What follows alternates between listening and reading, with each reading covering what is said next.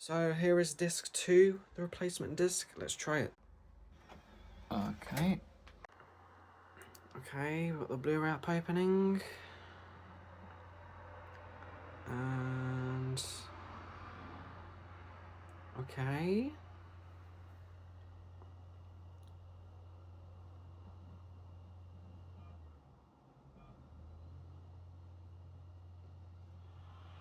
Okay. We've got the menu coming up. So this is very promising. Here we go. Widescreen version, HDR, play all. Let's see it. And this is working fine as well. So I'm glad I can actually play this thing now without having to restart the Xbox like 20 times. So